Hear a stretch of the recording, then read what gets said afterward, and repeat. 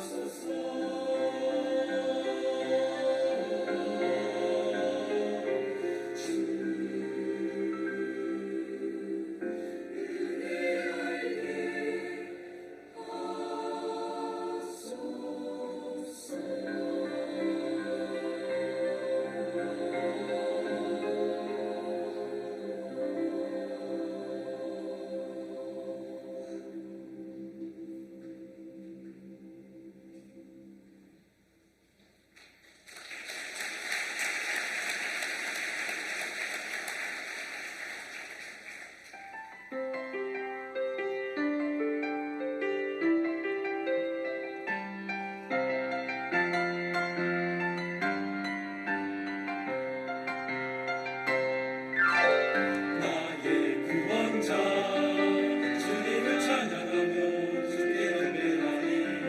나의 구원자 주님을 찬양하며 주를 경배하리. 나의 구원자 주님을 찬양하며 주님을 경배하리. 나 함께 소리 높여 주를 찬양해.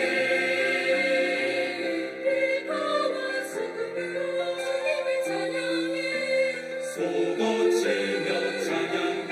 우리는 주의 백성 우리를 구원하신 주를 찬양해.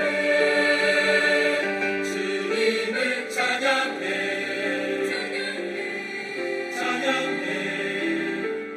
그의 능하신 행동을 찬양하며 그의 위대하신 찬양하며 찬양해. 찬양해. 오름이 있는 자여 여호와를 찬양하여라.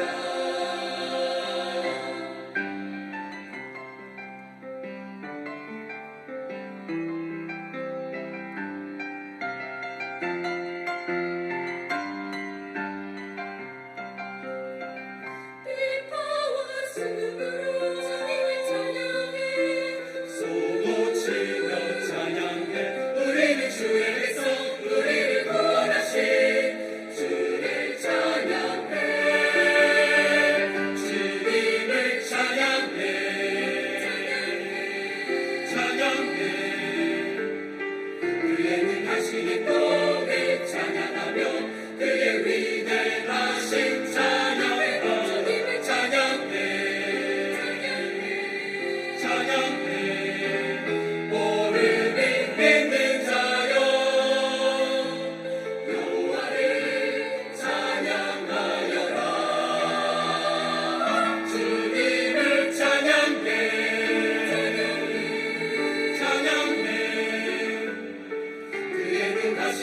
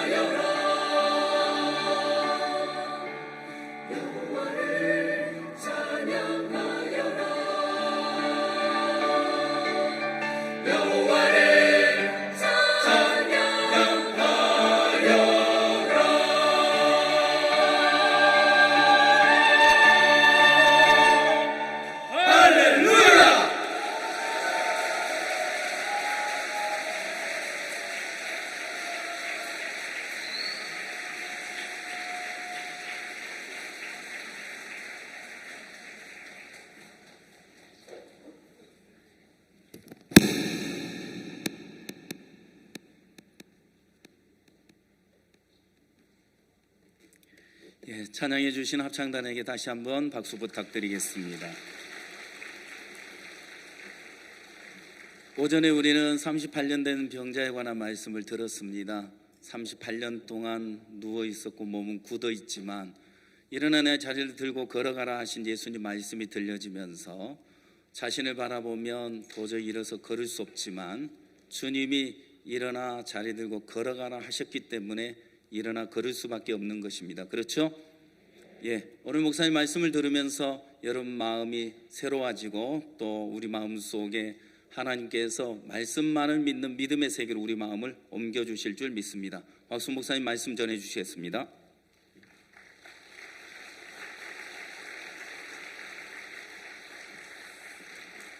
안녕하십니까. 성경의 말씀을 읽겠습니다. 에스더에 있는 말씀입니다.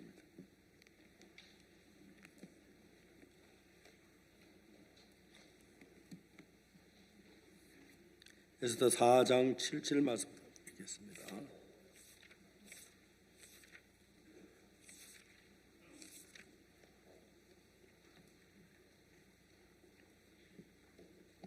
오늘 좀 많이 읽겠는데요. 그래서 4장 7절 말씀부터 5장 4절까지 읽겠습니다.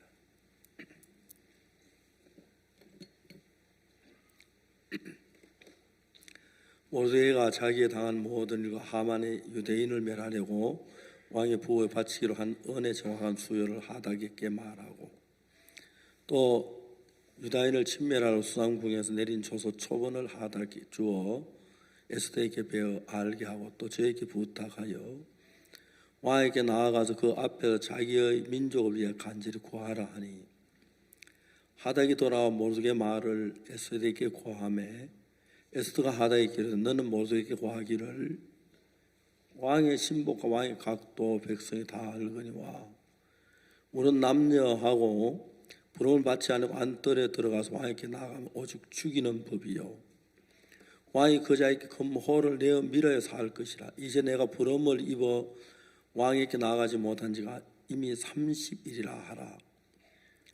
그가 에스더의 말로 모르드게에게 고하매 모르드게가 그를 시켜 에스더에게 해답하되 너는 왕궁에 있으니 모든 유대인 중에 홀로 면하려고 생각지 말라. 이때 네가 만일 잠잠하여 말이 없으면 유대인은 다른 데로 말면 노인과 구원을 얻으려니와 너와 내 아비 집은 멸망하리라. 네가 왕후의 위를 얻은 것이 때를 위함에 안지 누가 아느냐. 에스더가 명하여 모르드게에게 해답하되 당신은 가 수산에 있는 유대인을 다 모으고 나를 위해 금식하되 밤낮 3일을 먹지도 말고 마시지도 마소서. 나 나의 시녀로 더불어 이렇게 금식한 후에 규례를 어기고 왕에게 나아가리니 죽으면 죽으리이다. 모르드게가 가서 에스더의 명한 대로 다 행하니라.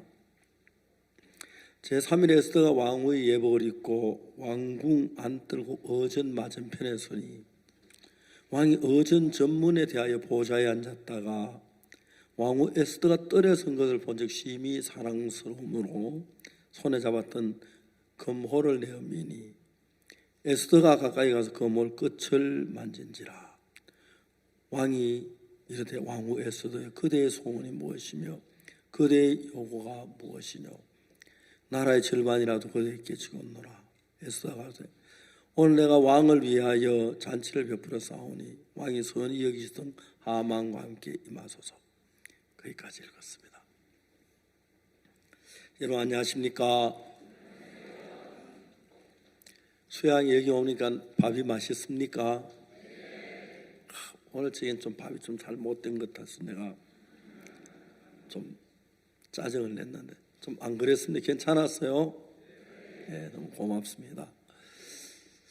날씨도 따뜻하고 오늘 점심 먹고 전 산에 나무 베는 일을 조금 했어요. 물론 제가 안 하고 그냥 입으로 하고 젊은이들이 했지만 아마 여러분 기회가 되면 여기 나무 한 거리 한 100만 원쯤 가치가 되는데 점심 먹고 오락하고 싶을 때 100만 원짜리 하나씩 베는 톱으로 그런 즐거움을 갖게 우리 나무를 감보를 해야 하는데 할 것이 아주 많습니다. 그래서 우리 형제들 혹시 젊은 사람들 점심 먹고 한 1시간 동안 톱으로 이렇게 운동도 하면 좋을 것 같습니다. 너무너무 행복한 수양회가 진행되고 있습니다. 1973년이라고 생각이 되는데 대구에는 많은 동네가 있는데 파동이란 동네가 있어요. 파동, 배추동, 무동, 마늘동, 그래서 파동이 아니라 하여튼 파동인데 그날 저는 이제 대구 파동으로 이사를 갔어요. 지금은 형제자매들이 많지만 그때는 형제자매 몇 안 되고 서 내가 거의 이삿짐을 나르는데 거의 이제 꼭대기 언덕길을 올라가는 너무너무 피곤했어요. 밤늦게 이제 이삿짐을 그냥 이렇게 방에 들어놓고 정리도 못하고 이제 잠을 자기로 했어요. 잠을 자는데 저는 많이 피곤해가지고 막 그때 그런데 한밤중에 이제 제 아내가 자고 가운데 우리 은숙이가 자고 내가 자는데 막 은숙이가 우는 거예요. 이제 딸아이 울음소리에 잠이 깼는데 내가 뭐 너무 짜증이 나서 여보 왜 아이를 울리고 그래요? 제 아내 얘가 아무렇지 않는데 운다는 거죠. 제 아내 좀 다독하니까 다 잠이 저도 다시 잠이 들었어요. 한 시간쯤 지나 또 아이 딸아이가 막 소스라쳐 우는 거예요. 제가 짜증이 났어요. 왜 애를 그렇게 울리느냐고 생겨나는 아이가.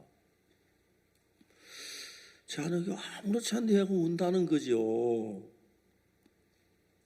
내가 불을 켜보라 그랬어요. 불을 켰어요. 아무 일이 없었어요. 다시 이제 다투던 애가 다시 잠이 들었는데 제 아내가 일어나서 화장실 간다고 이제 밖으로 나왔는데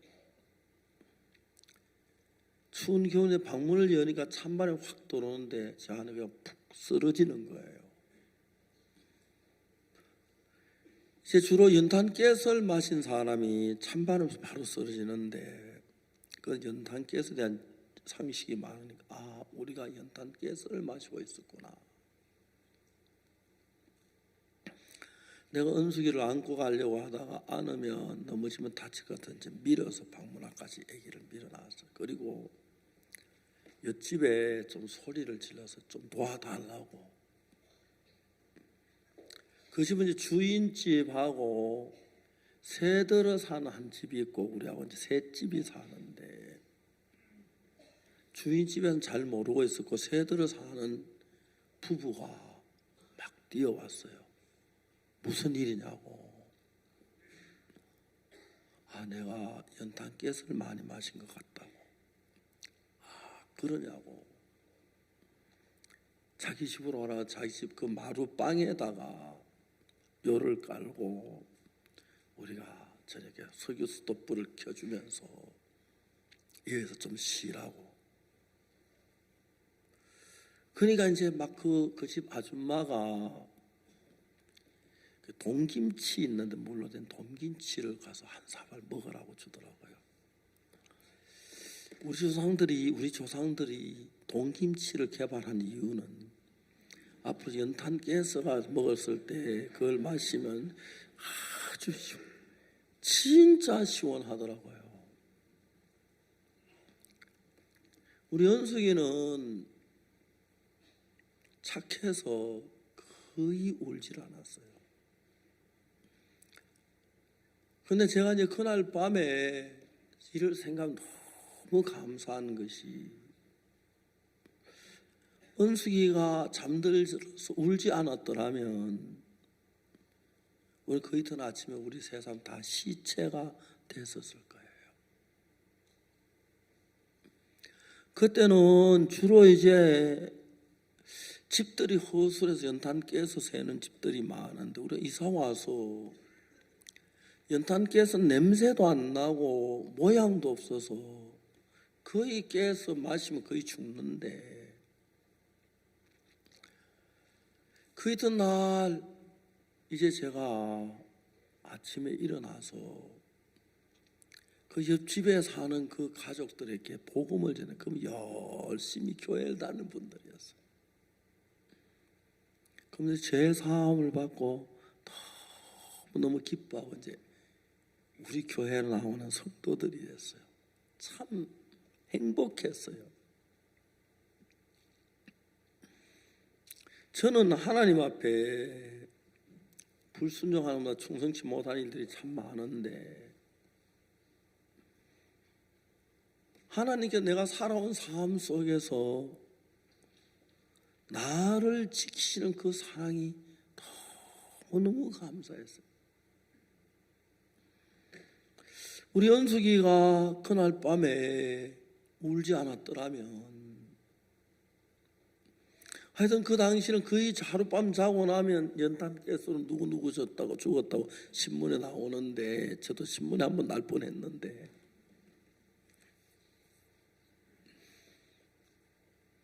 하나님은 그날 밤도 주무시지 않고 나를 지키고 계셨구나. 저는 제가 저를 지키려고 해볼 때가 참 많았어요. 1962년도에 구원받고 난 뒤에 사랑하는 예수님께서 나처럼 정말 쓸모없는 인간인데 사랑해서 구원해 주시고, 예수님께서 내 삶을 이끌어가고 인도해 주시는 것이 너무 주님 앞에 감사했어요. 그런 일만 아니고 그 이후에도 제가 삶을 살면서 똑같은 사람인데 하나님께 내 삶을 이끌어 주시고 지키시는 걸 생각하면 말로 다 감당을 할 수 없는 거예요.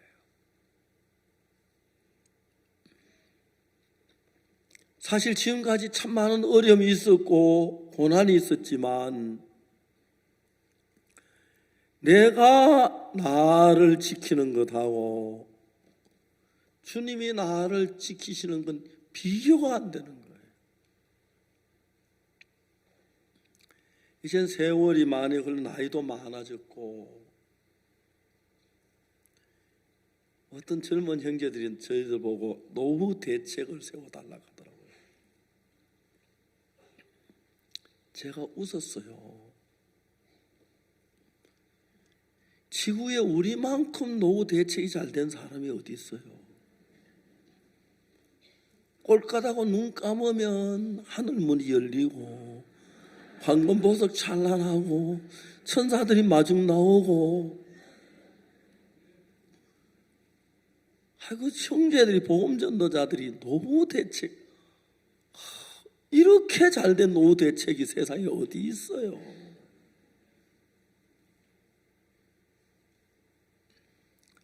저는 제가 인생을 살면서 감격스러울 때가 참 많았어요. 우리가 김천에 처음에 이사 갈 때 전세로 이사를 갔는데, 그 집 주인이 너무 부지런해가지고 밤에 잠을 안 자고 그림 공부를 했어요. 그림 공부 돈이 많이 들잖아요. 담요장 펴놓고 거기다 그림 48장을 가지고 공부를 하는데, 빚이 져가지고 우리 전세금을 다 날려버리고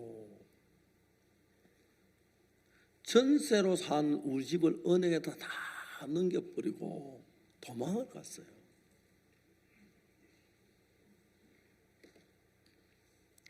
아침에 자고 일어나니까 동네 사람들이 막 모여 있는데 보니까 그분들이 밤에 야간 도주를 했다고 하더라고요.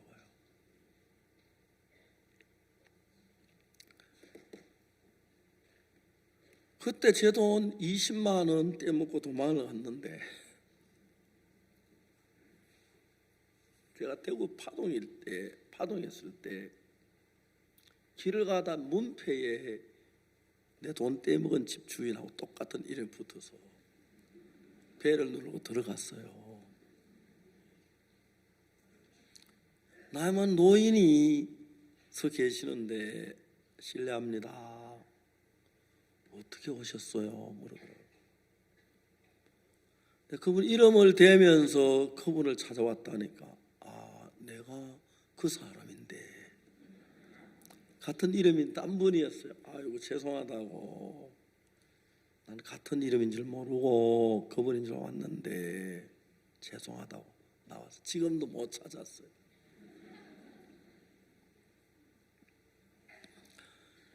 며칠이 지난 뒤에 은행 지점장이란 분이 찾아왔어요. 박형, 예, 안녕하세요. 예, 안녕하세요. 박형 이 집에 대해서 아시냐고. 제가 좀 문제 있는 걸로 아는데 자세히는 잘 모른다 그랬더니 이부터 이 집은 은혜의 것입니다. 나가야 합니다 그러는 거예요. 잘 알았다고. 근데 이제 제가 어느 집회를 다녀오면 팀장님이 다녀갔다고 그러는데 지금 나를 찾아. 어느 날 제가 이제 대구에 집회 간다고 가방을 들고 딱 나오는데 팀장이 저를 찾아왔는데 이른 아침에 이제 저를 찾아오신 거예요. 팀장님 안녕하십니까? 예, 내가 별로 드릴 말씀이 없고요. 지금 대구에 볼 일이 있어 가는데요. 가시라고. 가서 그분 따라왔어요. 제가 이제 버스표를 사니 그분도 버스를 표 사가지고 옆자리에 앉아서 이제 대구까지 가는 버스 안에서 이야기가 됐어요.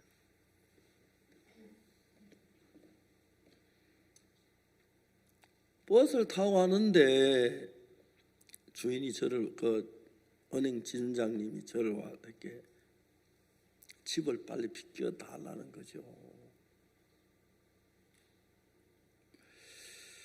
내 마음속에 어떤 마음이 드냐면 주님 마음에 지금 나에게 물으시는 것 같다. 너 이 문제 네가 해결할 수 있나? 지금 제가 어떻게 합니까? 주님 도와주셔야죠. 근데 넌 왜 내 이야기를 안 했냐? 제가 이제 집이 예매하게 돼서 만약에 경우에 내가 좀 억지라도 부리려고 예수 믿는다는 얘기를 전혀 안 했어요. 예수 믿는다고 억지로 뭐 하기는 우리 주님만 좀 미안해서요. 주님이 제 마음에 말씀하시기를 네가 이걸 해결할 수 있느냐? 주님 아셔야죠. 근데 왜 내 이야기 안 하느냐 하시는 것 같아요. 입을 열었어요. 신장님, 제가 이런 집 문제가 있어가지고 우리 주인님한테 자세히 보고를 드렸습니다. 주인님이 아직까지 별다른 기별이 없어서 있는데 조금만 더 기다려 주십시오. 주인님 기별이 오면 처리해드리겠습니다. 신령이 깜짝 놀라 박형 주인이 계셨냐고. 예, 계십니다. 어디 계시냐? 하늘나라 계시고 예수님이 주인이라고. 우리 그 이야기할 때 버스는 이제 김천에서 외관까지 거의 대구까지 외관까지 왔는데 팀장님이 저를 보고 박형 난 예수님은 안 믿습니다. 근데 박형 이야기 들어보니까 일리가 있다 싶어서 다시 김천으로 올라가겠는데 기도하는 중에 좀 더 열심히 기도해서 빨리 해결해 주길 바란다고. 안 믿는 분한테 기도 열심히 하는 부탁 난생 처음 받았어요. 그러겠다고. 그때 우리 집은 부엌 위에 다락을 만들었는데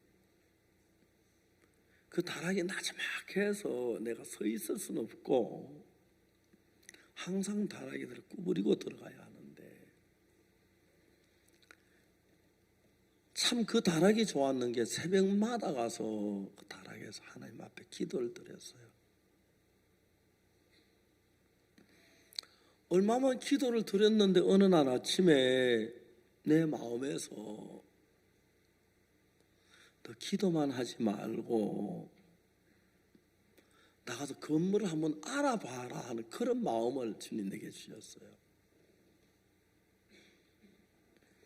그래서 아침을 먹고 큰 길에 나와서 얼마 안 갔는데 새 높습니다 하고 2층 건물이 나왔는데 너무 우리가 보기에 쓰기에 좋은 거예요. 마음에 탁 들었어요. 그렇지만 뭐 돈이 10원도 없는데요. 그리고 구경만 하고 이제 그냥 나왔어요.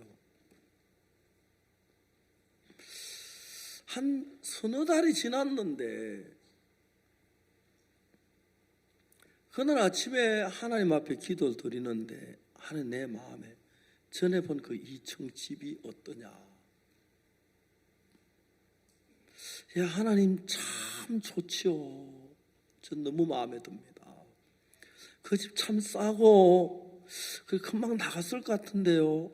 아침을 먹고 가보니까 집이 여전히 새 놓는다고 붙여 있는 거예요. 안에 들어갔어요. 들어가서 보니까 아이들한테 아버지 어디 가셨냐? 예, 어디 나가셨다고.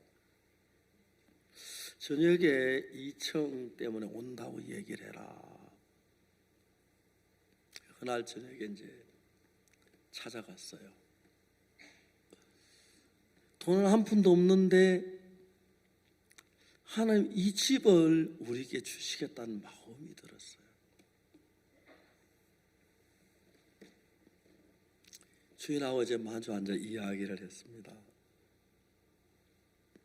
주인은 50대 초반, 전 20대 후반.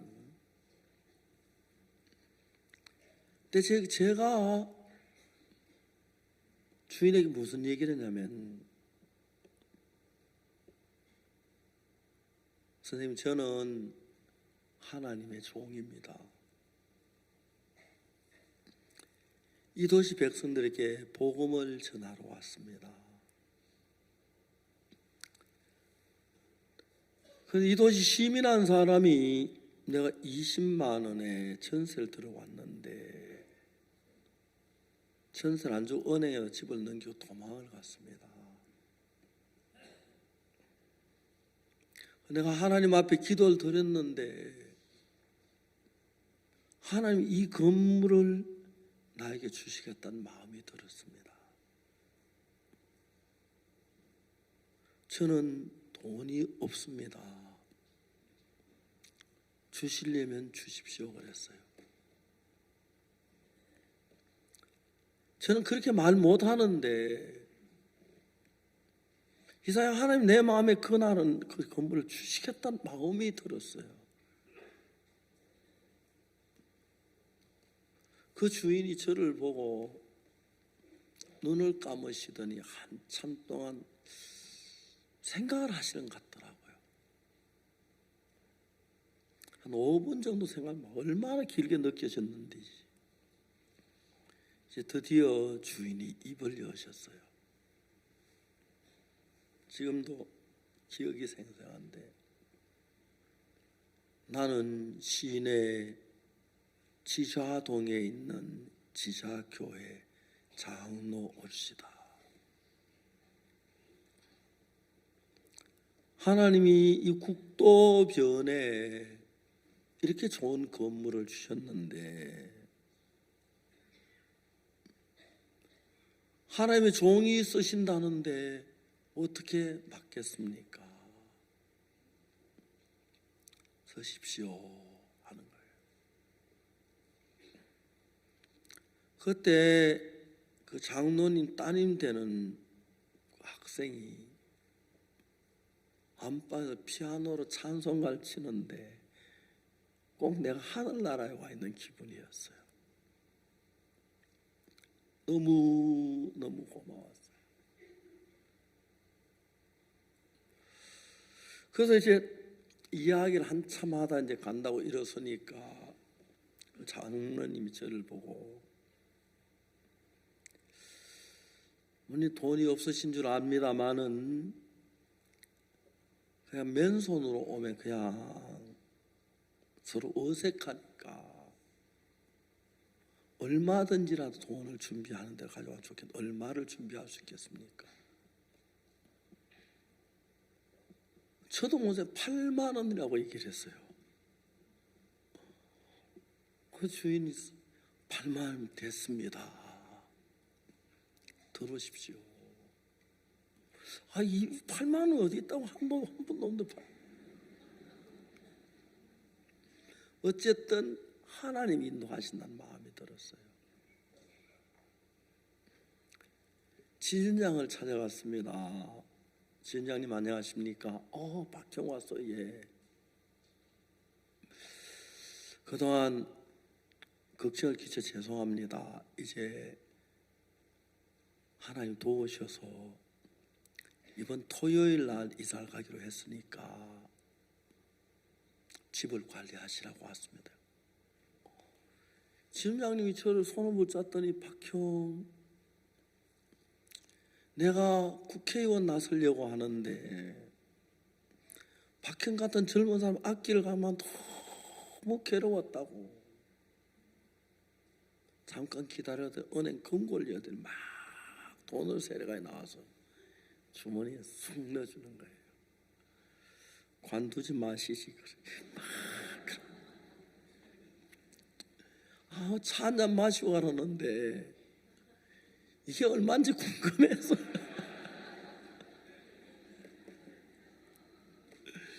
길못더기 돌아서자마자 끄집어낸 세알을 보니까 10,000원이 탁 됐어요. 너무 고마웠어요. 그 전에 제가 우리 건물을 얻으려고 계약을 한 게 있었는데 계약금을 5만 원 줬는데 그 건물이 이제 해약이 돼 5만 원을 받아내지를 못했어요. 그 집에도 늘 주인이 없어요. 어느 날 이른 아침에 갔더니 그 집 주인이 저를 보고, 선생님 저 장독 가져가시면 안 되겠습니까? 안 그러면 저희 저 책상 가져가는데 제가 알았습니다 하고 나왔어요. 이 집에 돈 받다가 4명이 못 죽겠다 싶어서 포기를 하고 왔어요.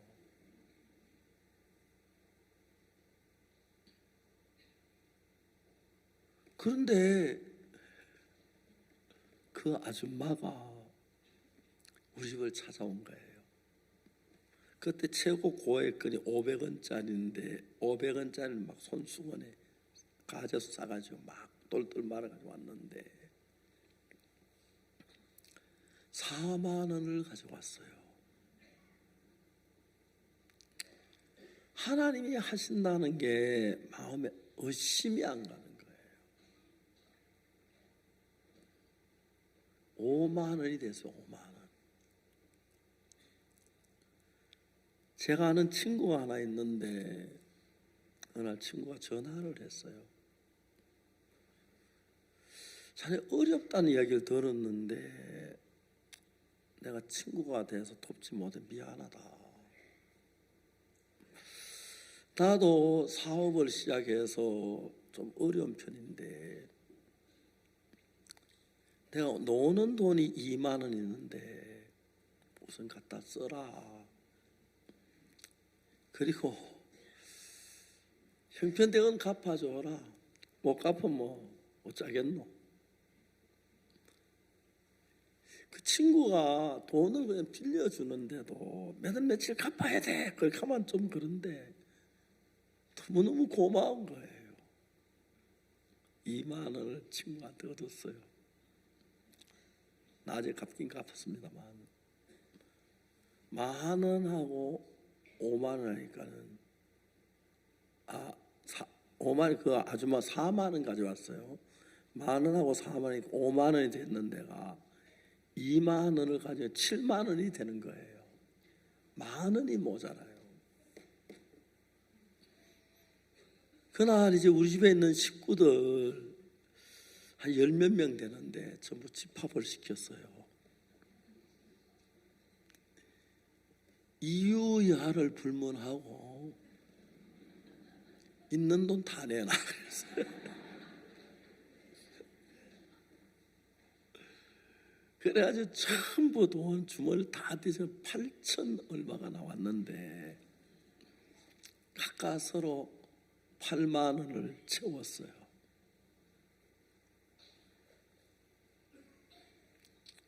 이사하는데 형제들고 이사를 시키고 전 이사하는 게 싫었어요. 성경책을 들고 복음을 전하러 갔는데 어떤 집에 들어가서 교회 집사님 집인데 오후 내내 성경 이야기했어요. 저녁 때가 됐는데 이제 가야겠다 하고 나오는데 막 비가 오는 거예요. 집사님이 날 보고 뭐라고 말하냐면 죄송한데 우리 집에 우산이 없는데 어떡하지요? 비가 많이 오는데 좀 쉬었다 비 그치거든 가시죠 그랬어요. 저는 그날 웬일인지 비를 맞고 싶었어요. 괜찮습니다. 네, 그냥 가겠습니다. 비 오는데 어떻게 갔어요? 예수님도 집 한 채 방 한 칸 없이 사시는 비 오는 날 비를 맞으셨을 텐데 비 좀 맞고 싶습니다 그러면서 성경책을 접어가지고 이렇게 딱 품에 넣었어요. 비를 맞고 가는데 그렇게 행복한 거예요. 주님 세상에 계실 때 하루 종일 말씀 전하시고 방 하나 없어가지고 감난산에 가서 밤새도록 기도하시다가 아침에 또 오시고 하셨는데 주님 이렇게 비 오는 날에 주님이 어느 처마 밑에서 이 비를 피하셨습니까? 주님 당신 그렇게 어렵게 사시면서 나 같은 인간이 뭔데 집을 주십니까? 막 눈물이 흐르고 감사했어요. 울며 왔어요. 서울에 와서 제가 처음에 리츠빌에 이제 들어가 살았는데 방이 전부 4개가 있었어요. 방이 너무 좋았어요. 무슨 생각을 했냐면 예수님 당시에 내가 이런 집이 예루살렘에 있었으면 작은 방 하나는 예수님 혼자 주무시게 하고 큰 방 3개에 제자들 4명씩 자면 12명 딱 맞는 거예요. 그래서 주님이 감난산 안 주무시고 우리 방에 와서 주무시고 아침에 샤워하시고 나가셨으면 얼마나 좋았을까. 저는 그 집에서 리츠빌에 살면서 꼭 예수님과 한 집에 사는 것 같았어요. 정원도 예쁘고 집도 아담하고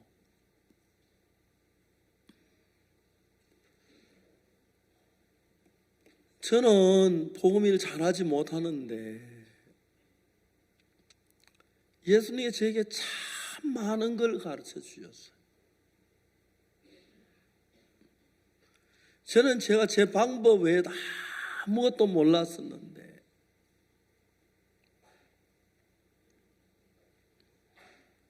이제 세월이 많이 흘러서 구원받고 58년이 지났는데 지난 58년도 많은 어려움을 겪고 고난을 겪은 사실이지만은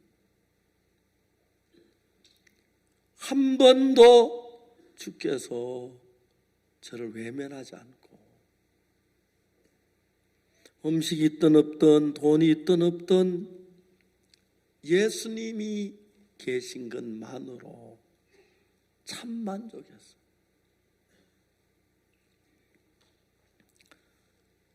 제가 어릴 때부터 몸이 좀 약한 편이었는데 과격한 운동을 싫어했고 그랬는데 군대 가서 이제 21살 때인데 유격 훈련을 받으면서 올빼미 체조를 했어요. 그러니 휴식이 끝나고 교관이 집합해서 일어나려고 하는데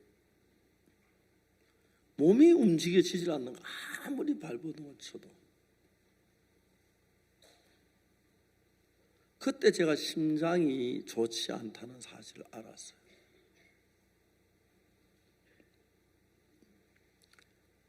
(1999년에)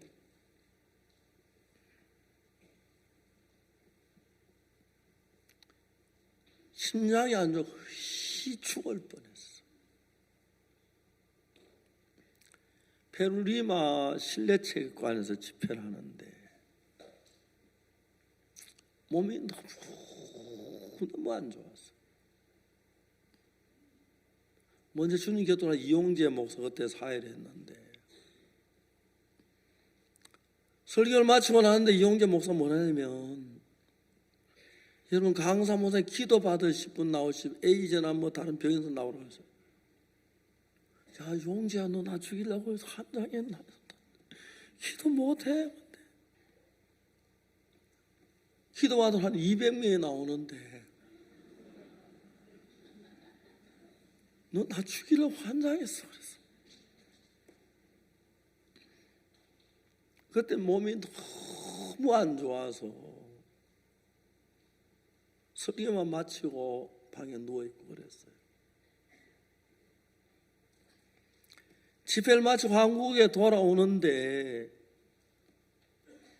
공항에 페루리마 형제자매 다 나왔었어요. 전 비행기에 오르고 그분들은 돌아갔는데 리마 형제자매 돌아가면 무슨 얘기했냐면 이게 박옥수 목사님 마지막이다. 그래서 내가 한국에 가서 곧 죽을 걸로 생각을 했다. 그때는 그렇게 몸이 안 좋았어요. 제 아들이 미국에서 공부를 하고 있는데 아들을 한국에 불러야겠다 생각을 했어요. 왜 학교 공부는 다음에 해도 되지만 내가 죽고 나면 믿음을 못 배울 것 같아서. 그리고 그날 1999년도 우리 대전에 8층짜 선교센터 건물을 짓는데 7층 꼭대기에 일한 작업한 인부를 볼 수 없는 막 가슴이 너무 떨려서 눈을 감고 그랬어요. 1999년 8월 달에 송월선 수양회를 하면서 수양 중간에 하나님 내 병을 다 고치셨다는 마음이 들었어요. 그때 이후로 심장이 너무너무 좋아졌어요. 한양대학병원 일주일 동안 심장 검사를 했는데 병을 못 찾아 미국 뉴욕에 가서 세계 최고의 심장 박사란 분인데 아주 나이 많은 분인데 병원 정년 퇴임하고 특별한 손님 한번 봐주신다고 해서 병원 놀고 있는데 그 의사가 저를 하루 종일 가지고 놓으셨어요. 러닝 머신으로 뛰락하고 뭐 이러락하고 했는데 저녁에 오셔서 그분이 말하기를 당신 병은 치료가 안 된다 하고 사형 선고를 내렸는데,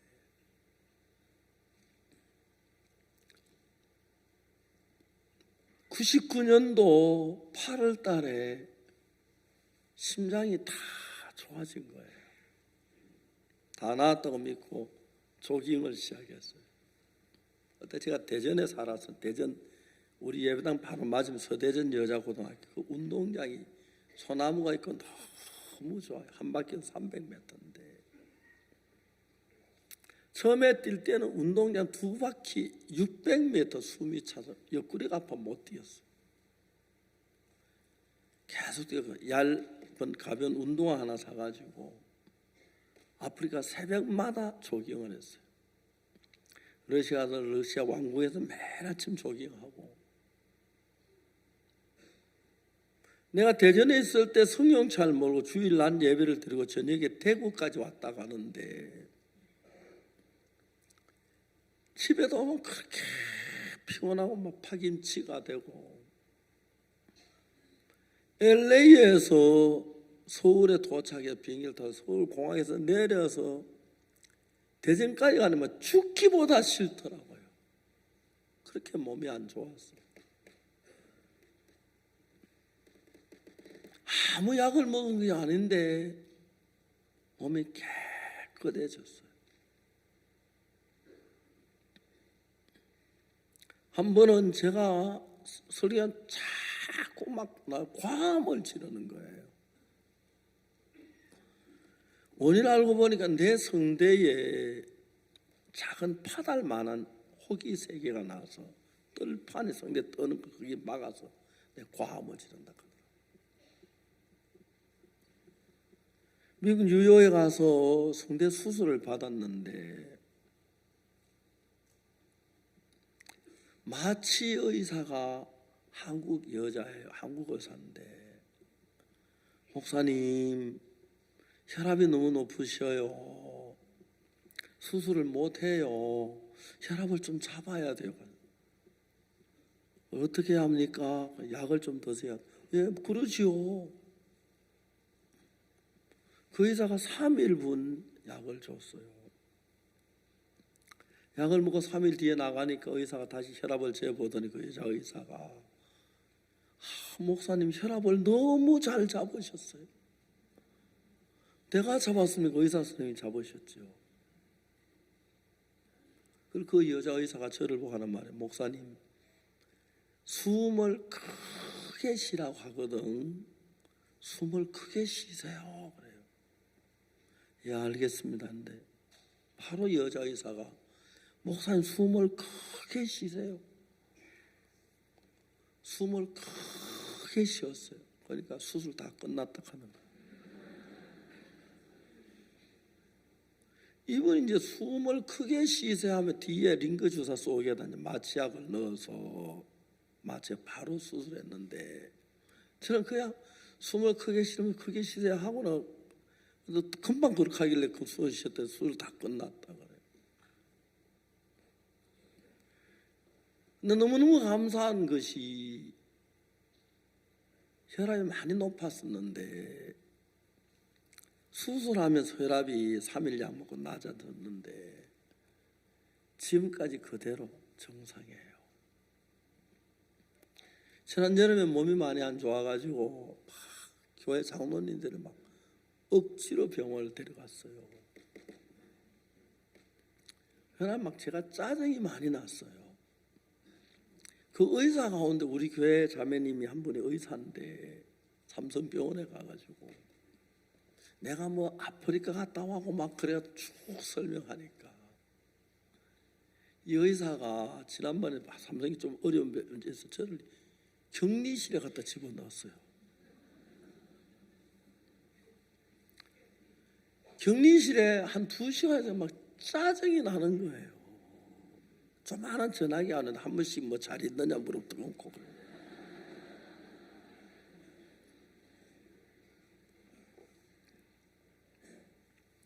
그래가지고 이제 의사를 불러왔어요. 내가 뭐 화가 났어요. 내가 환자냐고 물어봤어요. 의사가 대답을 못 하잖아요. 한 번도 진찰도 안 하고 환자를 할 수 없잖아요. 왜 내가 격리실에 있어야 하느냐고 그랬어요. 근데 할 수 없이 이제 일반실로 내려왔어요. 그래가지고 이제 막 그때 피를 뽑는데 헤모글로빈 재보니까 14.4라는 거예요. 피의 양을 말하는 건데. 보통 그 헤모글로빈 좋은 사람이 14인데 또 14.4는 뭐야?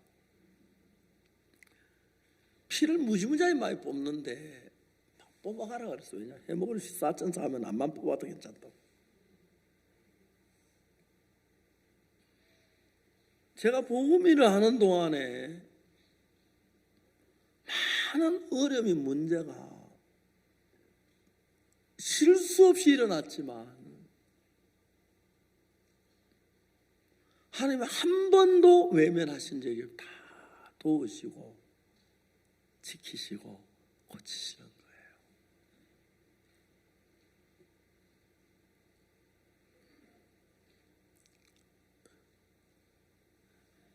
내가 그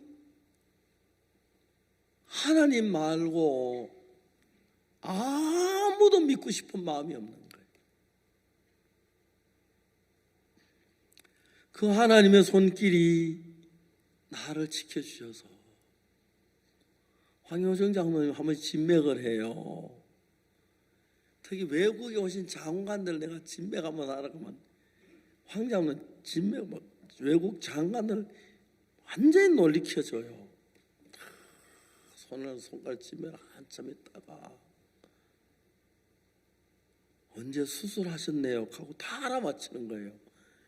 그러니까 우리나라 사람은 외국 사람들은 어떻게 손가락 가지고 2개 가지고 이렇게 만져보고는 그걸 아느냐고. 말을 하니까 더 많이 안다 했어요 내가.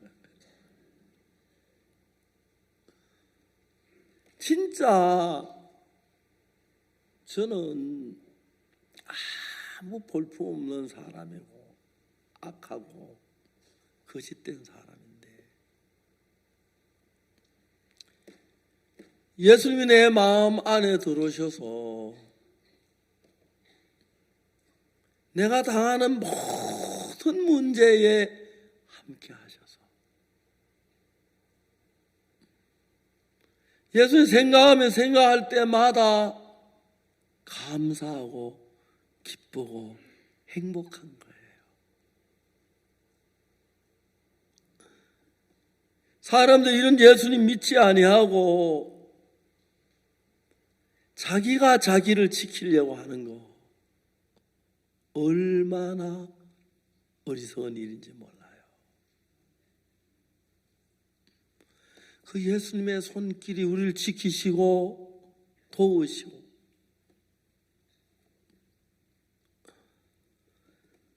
저들 지난번에 우리에게 문혜진 자매라고 했어요. 단기 선교사로 아프리카 가나에 갔는데 이 자매가 예배당 짓는데 매지 놓는 일을 했어요. 그런데 이제 그 감독하는 형제가 이야기를 했어요. 아프리카는 자재가 부족하네. 그때 밟고 올라서는 그 발판 위에 절대로 2명 이상 올라가면 안 된다. 깨진다. 그러니까 절대로 2명 이상 올라가지 마라 그랬어. 그 이제 막 그 발판에 어떤 여학생 둘이서 이제 막 매질 넣고 있는데 형이 그 발판 지나 그 발판에 올라서 형님 여기 올라오면 안 돼요. 올라오지 마라. 2명이서 올라가면 돼. 누가 그래? 감독이 그랬어요. 괜찮아. 막 벌쩍 뛰었어요. 괜찮아 하면 뛰었는데 거기 부러져 가지고 3명이 다 떨어진 거예요. 그 이제 떨어져가 정신을 잃었는데 눈 뜨더니 자기 안에 그 쳐다보니까 아줌마 누구세요? 계속 막 안에 기겁을 했어요. 문혜진 형제 자매는 병원에 진짜 아무 이상이 없다고 해서 왔는데 다리가 마비가 되는 거예요.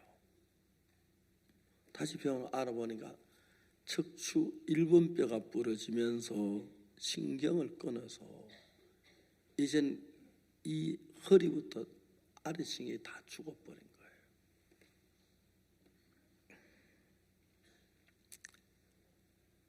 제가 그 소식을 듣고 제일 먼저 루프트 환자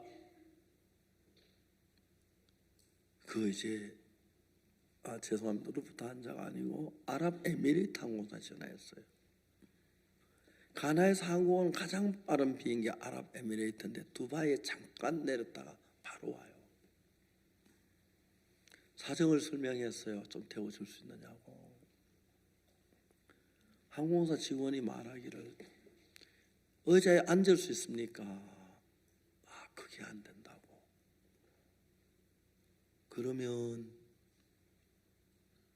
우리 못 태운다고. 그래서 부탁하는 건데 이 학생 아프리카 봉사하러 온 아이 학생인데 빨리 한국 가서 수술해야 하는데 좀 도와달라고. 항공사 직원은 냉정하더라고요. 항공사에는 규정이 있습니다. 그 규정 못 어깁니다. 제 생각에 단가에 눕혀가 좀 복도에 눕혀 되겠는데 두 번째 이제 루프트 환자 독일 비행사에 전화를 했어요. 독일 비행사에서는 내일 태워다 준대요. 왜 오늘 안 되고 내일 되냐 하니까 독일 프랑크푸르트에서 가나까지 가는 비행기 이미 출발을 했는데 침대를 가져가야 하는데 안 가져가고 떠났기 때문에 내일 가는 비행 침대를 싣고 가서 의자 14개를 뜯어내고 그때 침대를 놓으면 올 수 있다는 거예요.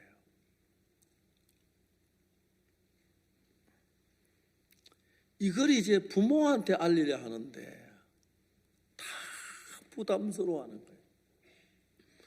당신 딸이 척추 1번 뼈가 부러졌습니다. 신경이 죽었습니다. 한평생 걷질 못합니다.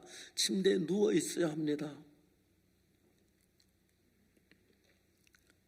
제가 전화번호를 달라고 그랬어요. 제가 전화를 했어요. 혹시 문혜진이 어머니 되세요?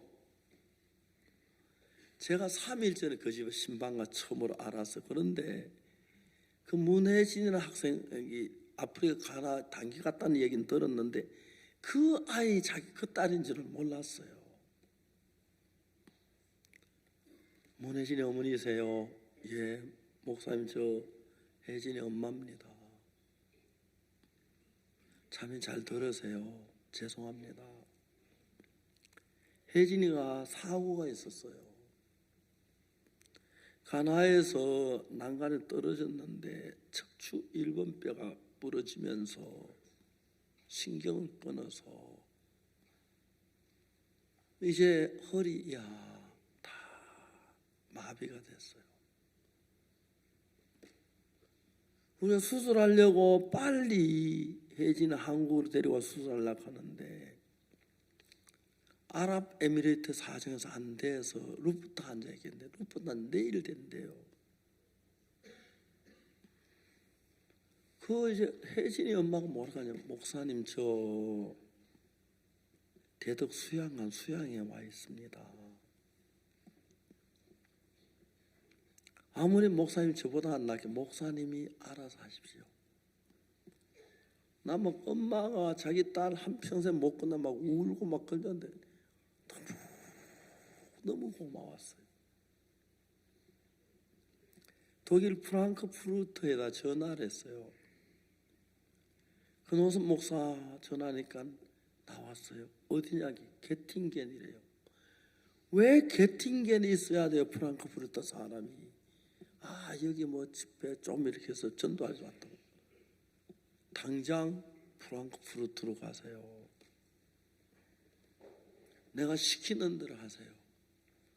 형제자매들 전부 모여가지고 프랑크푸르트 형제가 불러서 독일 프랑크푸르트에 척추 수술 제일 잘하는 병원을 찾아냈어요.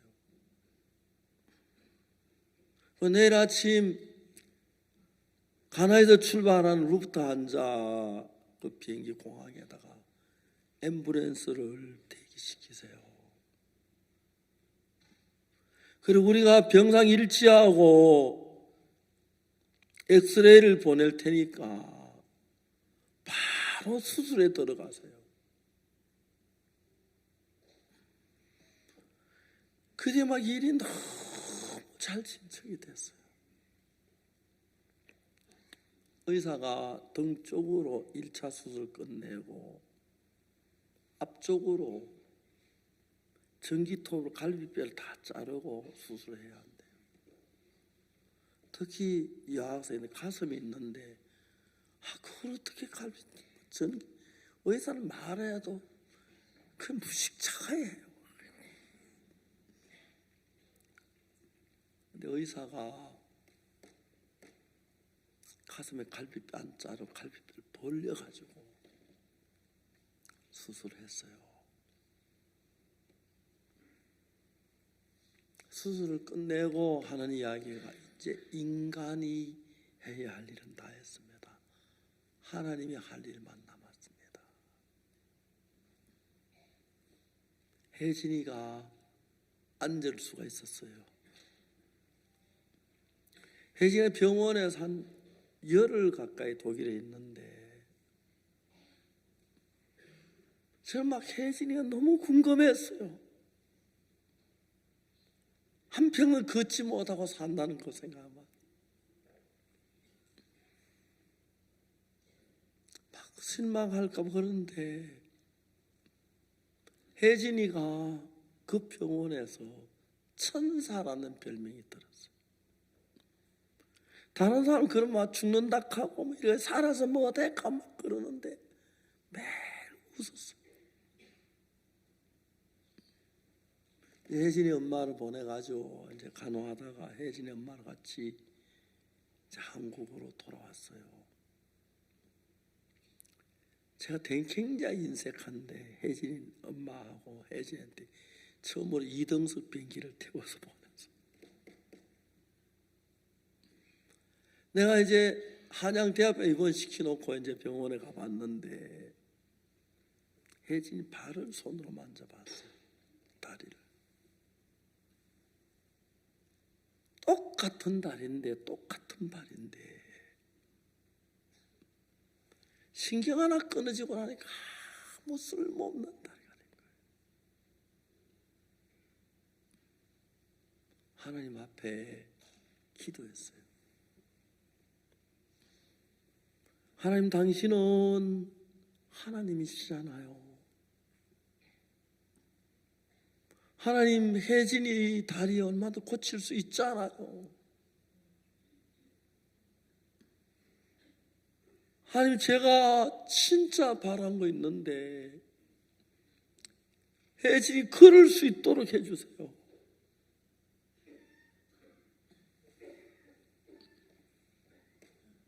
혜진이한테 얘기했어요. 혜진아, 너 걷게 될 거야. 의사가 뭐라고 하든지 간에 난 의사 말 안 믿어. 하나님, 너 걷게 하실 거야. 혜진이 수영을 시켰어요. 수영에서 황효정 장모님이 수영하는 사진을 카메라로 찍었는데 너무너무 신기한 것이 옛날엔 저 다리가 그냥 끌려만 다녔는데 무릎이 움직이잖아요. 의사들은 다 말을 해요. 쓸데없는 짓이에요. 절대로 이 사람은 못 걸어요. 쓸데없는 짓 하지 말고 못 걷는 삶을 익혀야 돼요. 혜진아, 어사 말 듣지 마. 하나님 말씀 들어. 하나님도 고치셔. 다리가 이제 변화가 오기 시작하는데 딱 12년이 됐어요. 지금 한 번씩 제가 혜진 손을 잡아요. 혜진아, 고맙다. 한 번도 자기가 못 걸을 거라고 실망하지 않았어요.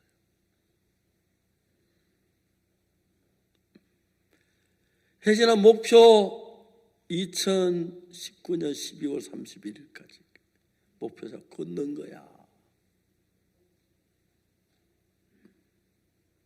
근데 얼마 전에 로봇가 나왔는데 혜진이 로봇 가지고 이제 걸음을 시작하는데 첫날 걷는 걸 시작할 때 로봇 힘이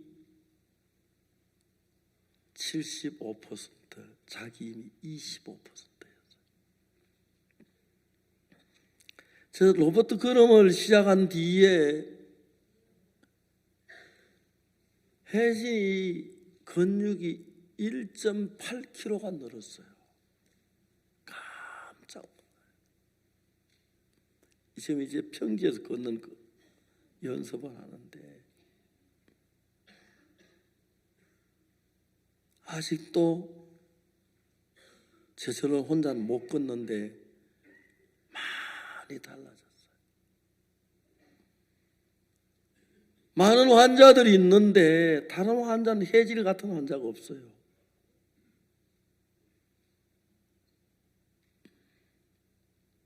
이제 우리는 곧 걸을 거라고 믿어요.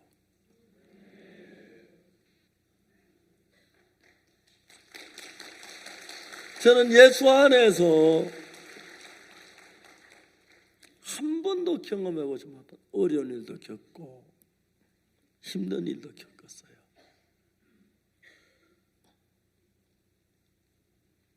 근데 한 번도 예수님은 나를 외면하지 않으셨어요. 1962년도 제사함을 받고 난 뒤에 늘 주님은 나와 함께 계셨어요. 그래서 저는 그 주님이 세상에 무엇보다도 바꿀 수 없는 귀한 분이 되었어요. 제가 위장이 아팠을 때 당겸연 목사 dengue 피부로 다 죽어갈 때, 김충환 형제가 암으로 거의 죽어갈 때, 김윤옥 자매가 암으로 거의 죽는다고 했을 때, 그때마다 우리는 하나님을 바라봤어요.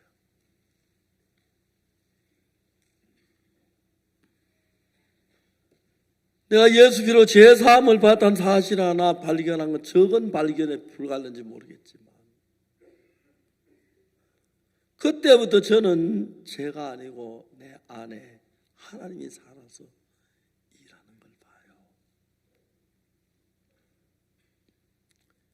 너무 감사한 거예요.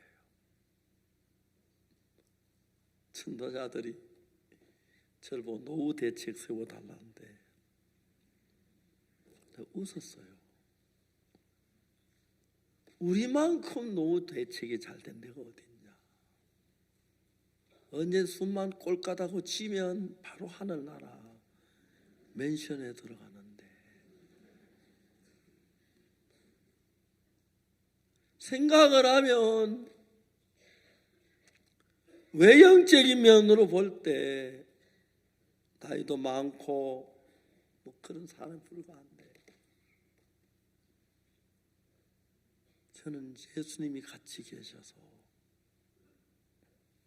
저는 58년 동안 어떤 일을 만나든지 예수님이 저와 함께 하시고 지키시고 도우셨어요.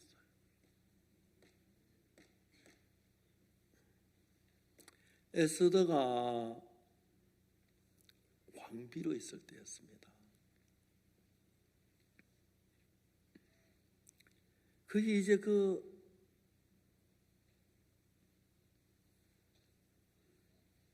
에스더가 왕비로 있을 때 아각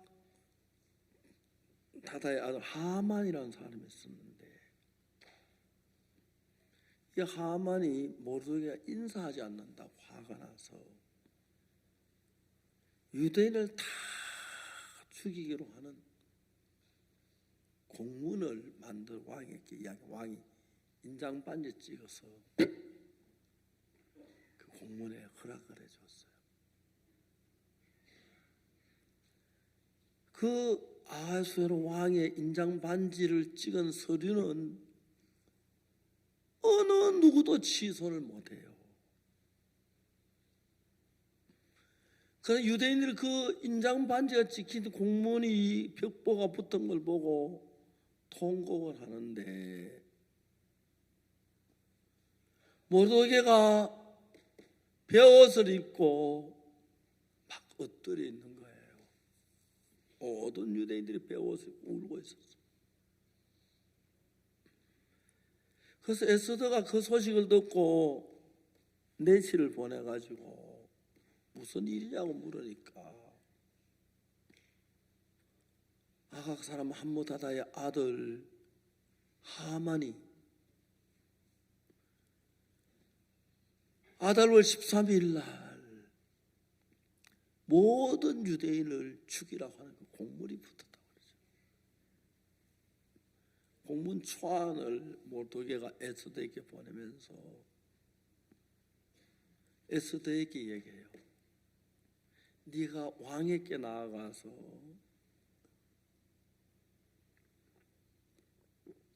유대인들 전부 살릴 수 있도록 하라고 말하라고 그랬어요. 그런데 에스더가 모르드게에게 뭐라고 해답을 하느냐 하면은, 이 나라는 법이 있는데 누구든지 왕이 있는 어전에 왕이 부르지 아니하는 자가 들어가면은 그 사람 죽인다. 다만 왕이 금호를 내밀어야만 산다 그랬어요. 그 내가 왕에게 부름을 받지 못해 나가지 못한 지가 30일인데 이제 에스더는 자기가 왕비가 돼서 왕에게 가서 이야기를 해서 유대인을 살리려고 해야 하는 건 아는데, 그 나라 법을 보면 누구든지 간에 왕이 부르지 않는 나가면 바로 죽이는 거예요. 그 편지를 모르드게에게 보냈어요. 모르드게가 다시 에스더에게 편지를 하는데 뭐라고 편지하면, 너는 왕궁에 있으므로 네 혼자 살이라고 생각지 마라. 만일 네가 이때 잠잠하면 유대인은 다른 데로 말미암아 구원을 얻고 노임을 받지만 너와 네 아비 집은 멸망하리라. 그런데 이제 모르드게 에스더의 마지막 한 말이 뭐냐 하면은, 네가 어떻게 해서 왕비가 됐느냐, 네가 왕비가 되게 된 이유가 이때를 위해서 하나님이 겪게 하신지 어떻게 아느냐. 모르드게 이야기를 듣고 에스더 자기가 왕비가 된 걸 생각해 봤어요. 자기가 원래 왕비가 아니었는데 와스티가 왕비였는데, 왕이 잔치 자리에 왕비를 오라갔는데 안 와서 왕비를 폐위하고 자기가 왕비가 된 거예요. 모두야 말하기를 네가 왕비의 위를 얻은 것이 이때가 아닌지 누가 아느냐. 그래, 그렇구나.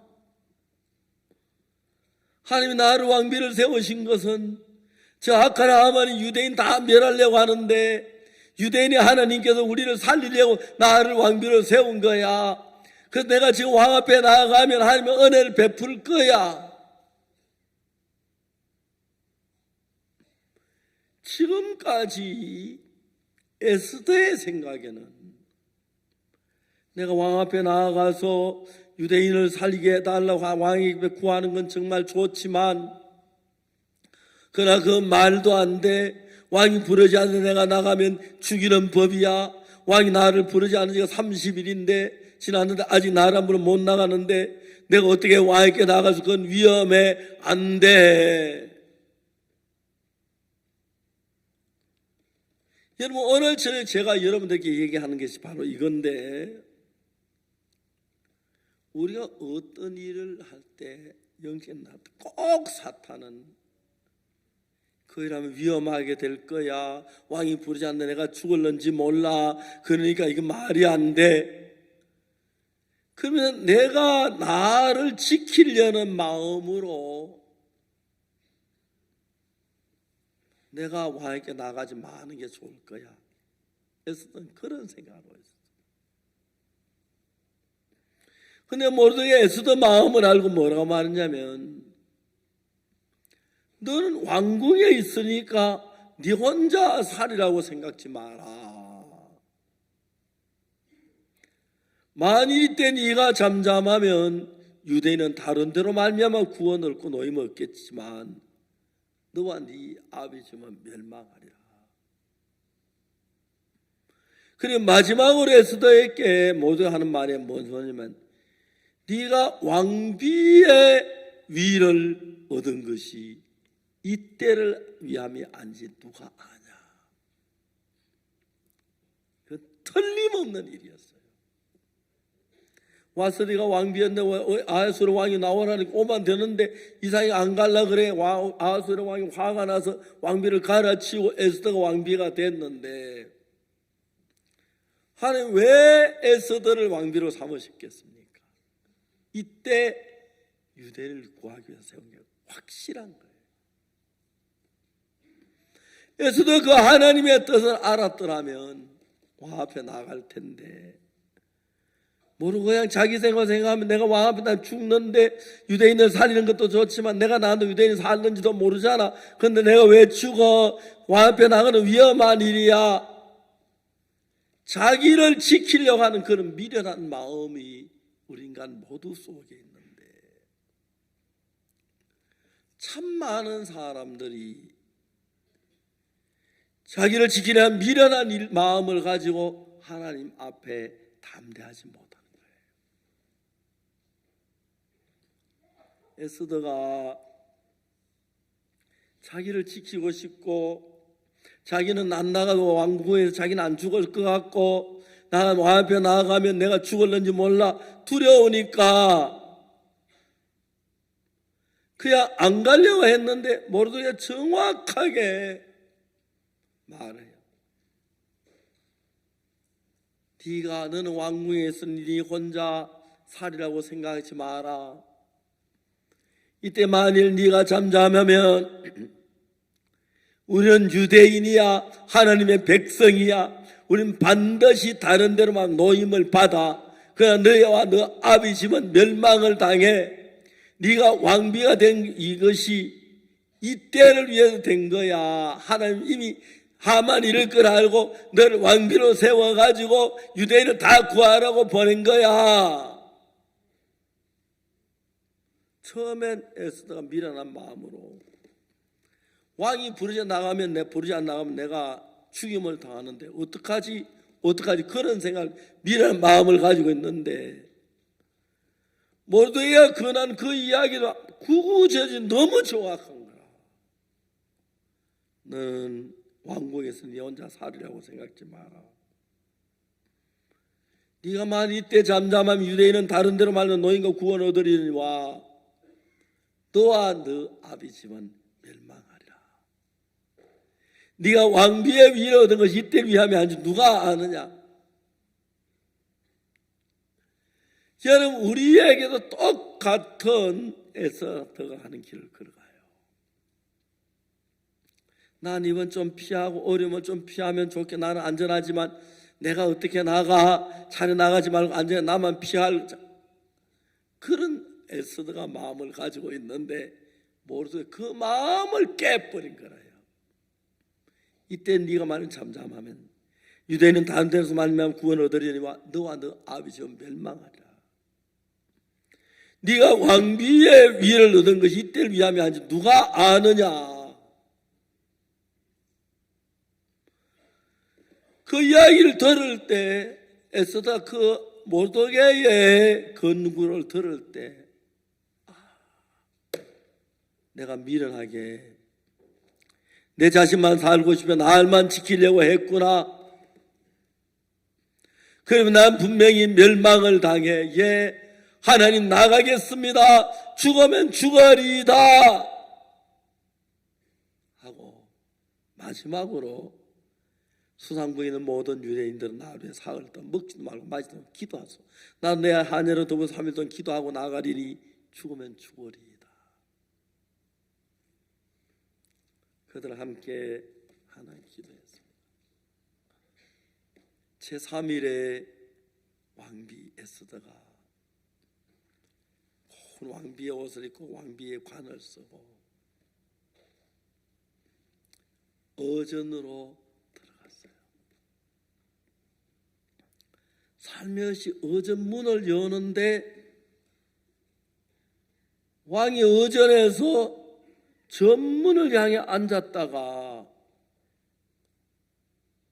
문이 열리는 거예요. 왕이 깜짝 놀랐어요. 누구야? 문을 여는 게 저게 누구야? 문을 열고 들어오면 죽는데 누구야? 누구야?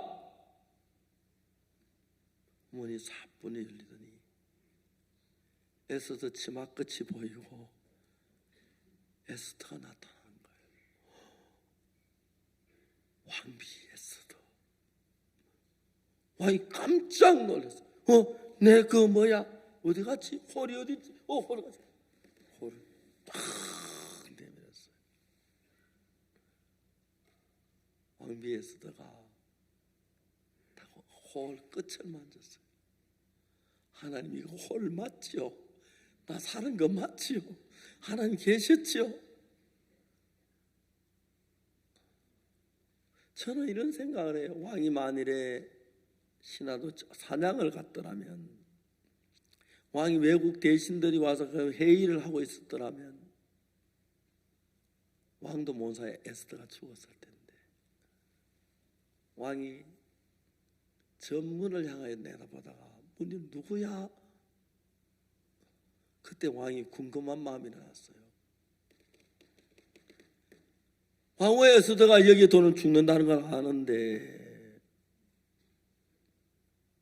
무엇 때문에 목숨을 걸고 여기까지 왔을까? 왕후 에스더에게 무슨 일이 일어난 건가? 왕이 너무 궁금했어요.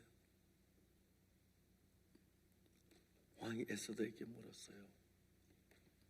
왕후 에스더요, 그대 요청이 무엇이뇨? 그대 소원이 무엇이뇨? 내가 곧 시행하겠노라. 저 같으면 왕이시 하만 그놈이 우리 유대인은 다 죽이라, 그놈 다 죽이쁘소, 상황 끝, 그렇게 할 건데 전 진짜 그런 거 되게 못 참아요. 에스더 뭐냐면, 왕이요, 내가 왕을 위해 잔치를 베풀어 싸우니 하만과 함께 임하소서. 왕이 에스더의 말대로 잔치가 하만을 불러가지고 잔치에 갔어요.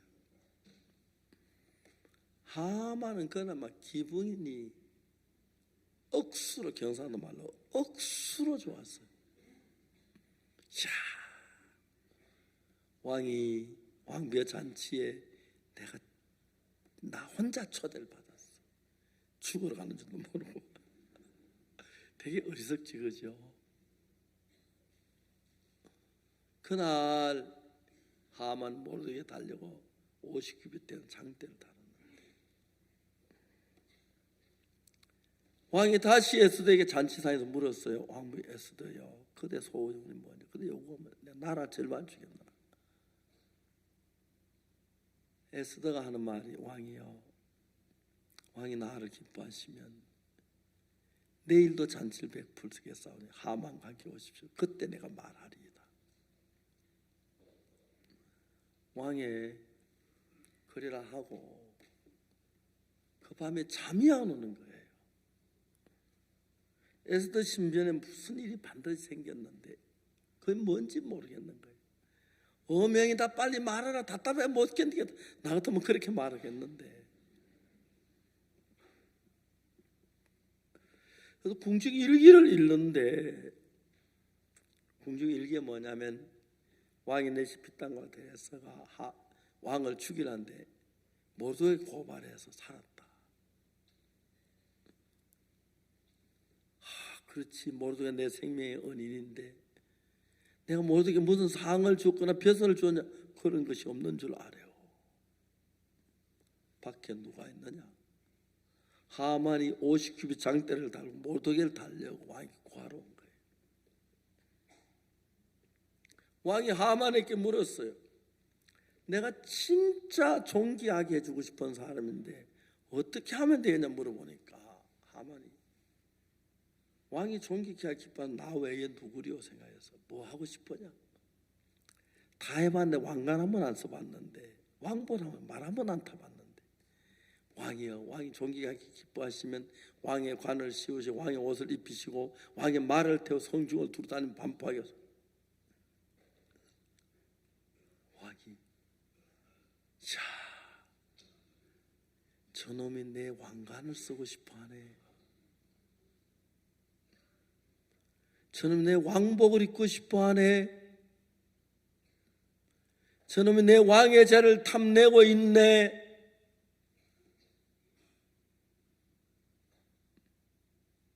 그 다음 날 다시 잔치에 에스더하고 왕하고 하만이 있어요. 왕이 에스더에게 왕후에스더요, 그대 소청이 무엇이냐? 그대 요구가 뭐냐? 나라의 절반이라도 허락하겠노라. 에스더가 말해서, 왕이요, 왕이 나를 기뻐하시고 내게 은혜를 베푸시고 내 생명을 내게 주시고 내 동족의 생명도 그리하소서. 내가 어찌 내 동족의 화담을 보고 잠잠할 수가 있사오리까? 만약 그들이 노비로 팔렸다면 내가 잠잠하겠습니다. 왕이 깜짝 놀랐어요. 도대체 이런 악한 일을 그 심중에 품은 자가 어디 있으며 그가 누구며 그가 어디 있느냐? 왕이요, 그 사람 다만 이 악한 하만입니다. 이놈이 내 왕관을 탐내더니 왕복을 탐내더니 드디어 왕비까지 죽이려 했구나. 왕이 뭐 화로 고래 소리치면서 잔치에서 떠나갔는데 하만이 상황을 보니 자기가 죽을 것 같으니까 원금을 기어서 에스더 앉아있는 의자 위에 엎드려져 있었어요.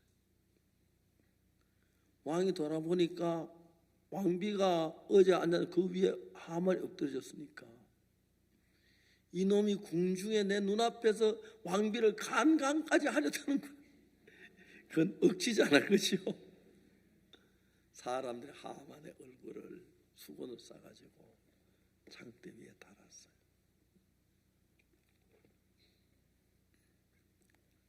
우리가 믿는 하나님은 모든 우리를 보호하는 하나님입니다. 우리가 우리를 지키지 말고 하나님 우리를 지키도록 해야 합니다. 그 하나님을 믿어야 합니다. 여러분 가운데 그 하나님 믿고 여러분 죄 사함 예수님의 은혜를 마음에 받아들이면 하나님이 멸망의 길에서 모르드게가 하만을 살린 것 우리를 지켜주십니다. 전 모르드게도 하만도 아니고 전 박옥수 목사인데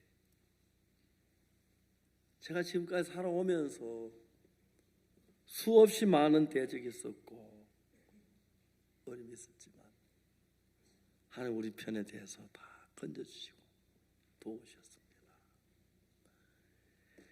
그래서 우리도 유대인을 위해서 나아간 에스더처럼 그날도 에스더 문을 열고도 왕이 딴 데 있거나 많고 자고 있어도 문제가 되는데 저 문을 문이 누구야 도로만 주는 보다 에스더가 도니까 그 모를 내밀고 결국 유대인을 다 살리는 영광스러운 일을 합니다. 여러분 우리도 구원을 받고 온 세상 사람 모두 다 살리는 복음을 위해서 사는 여러분 되기를 바라고 하나님 에스더나 모두를 지킨 것처럼 우리의 대적이 많을지 우리를 지키시는 살아계신 하나님이십니다. 그 하나님과 마음을 같이 하시고 하나님 말씀을 기뻐하게 하시는 여러분 되시기를 바랍니다. 기도하겠습니다.